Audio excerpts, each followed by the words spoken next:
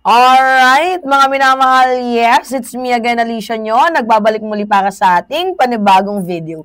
So ngayon, meron tayong pag-uusapan and it's very quite interesting na yung mga DDS ngayon is to the point na nag-shake na yung kanilang mga ass. And even itong si Amy Marcos. So ngayon, alam naman natin na kahit medyo may pagka-fake news itong si Babalina, at the same time, kahit pa paano, may tama din siya ng konti.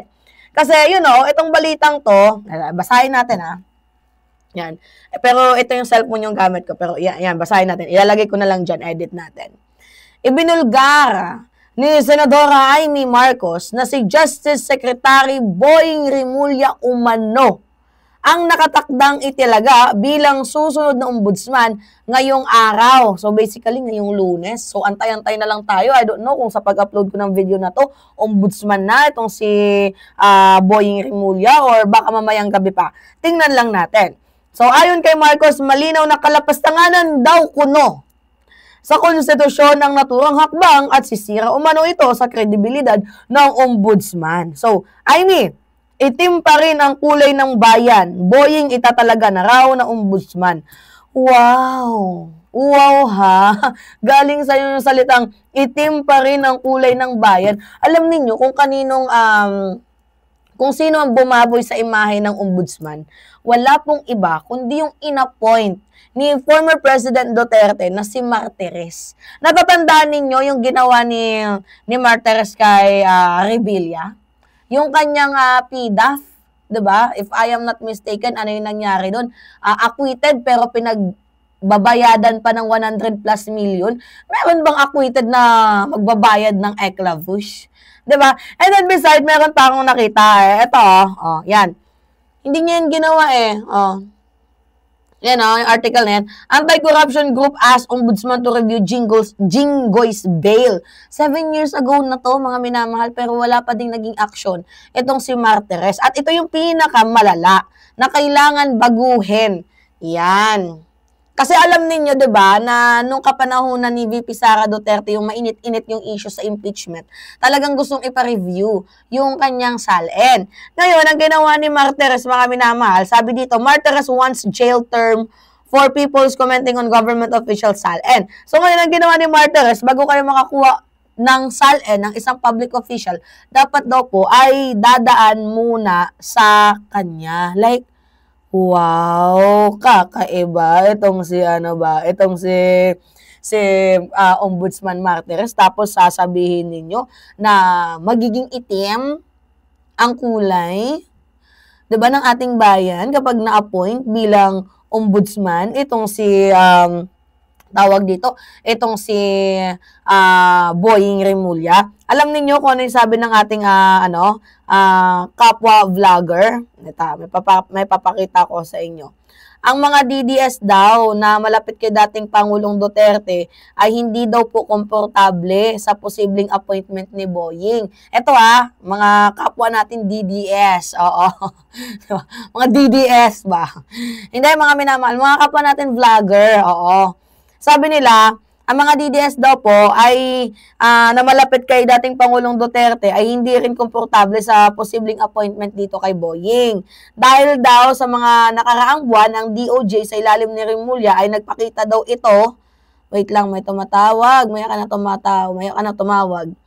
Dahil nagpakita daw ito, mga minamahal, ng seryosong intensyon na ituloy ang investigasyon sa war on drugs cases. Lalo na yung konektado sa ICC inquiries. Kasi, to be honest naman, mga minamahal, kung si Boying ang magiging ombudsman, mas malawak po ang kanyang magagawa at ang magiging kapangyarihan niya para imbestigahan ang mga kasong meron pong kaugnayan dito nga po sa mga dating opisyal ng administrasyon. And siguro, I think, doon nagsisimula, mga minamahal, ang kaba ng mga DDS fanatics. At hindi din naman natin pwedeng ipagkaila na meron pong power struggle din kahit papano sa loob ng Marcos administration. Dahil itong si Amy Marcos ay nanggugulo. So literally, may struggle dito nga po sa admin. Kasi nanggugulo ba itong si Amy Marcos? Pero even though na nanggugulo itong si Amy Marcos, kung sakali man mga minamahal, na maupo bilang ombudsman, itong si, itong si Boying Rimulya, mas magiging malakas ang kumpiyansa nating mamamayang Pilipino na malabanan ang mga anti-corruption na imbestigahan, mga minamahal, ang mga corrupt na mga public official. Malakas ang kapangyarihan ng Malacanang sa mga anti-corruption investigation. Tulad na lamang ng DPWH, ng DOJ. So, talagang hindi pwedeng hindi linisin yan. Lilinisin malala yan ni Boying Rimulya. Pati na din po ang mga dating kasamahan nila na involved dito nga po sa maanumalyang flood control anomalies. Kung sakali man, hinihingi natin na ma-appoint itong si Boying Rimulya, aasahan natin ang mga susunod na posibleng mangyari. Siyempre, di ba, mabilis na kaso. Yun yung mangyayari dyan. Mabilis na kaso, pag-usad ng kaso laban sa mga tiwaling official.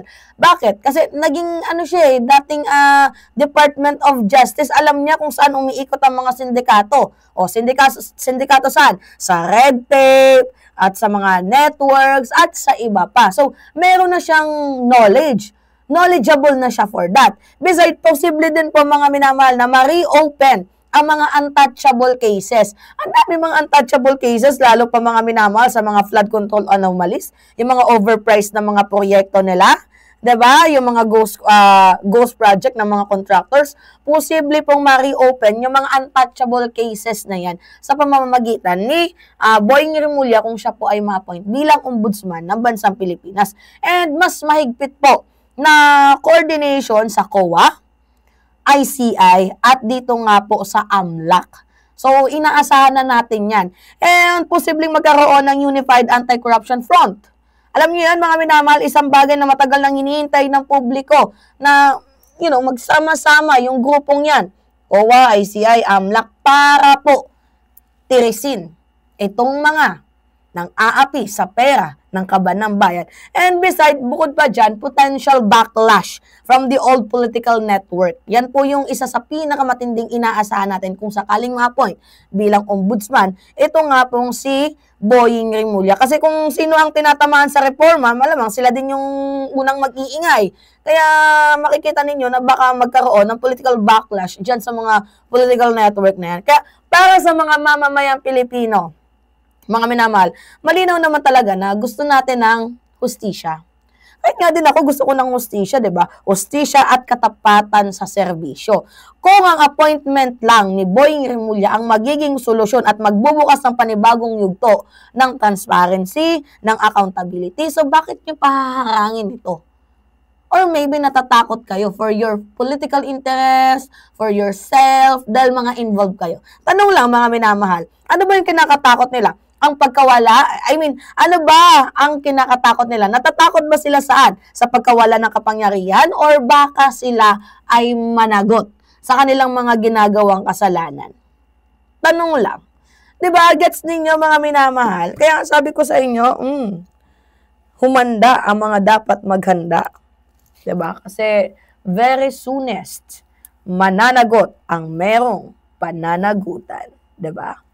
Maganda ba yung hair natin, mga minamahal? Ang hirap pala maligo pag ganito yung buhok mo, ay. Oo. Kasi ang dami po pang kasi ito, nagtutubig-tubig po to. But anyway, mga minamahal, yun po. Pahingi lang po ako ng comments, likes, and share. And also, mga minamahal, don't forget to click the subscribe and always po ninyong i-hit ang notification bell. And sa mga team replay, huwag niyong kalilimutan na mag-like and share. Maraming salamat sa inyo mga minamahal at ingat mga kababayan.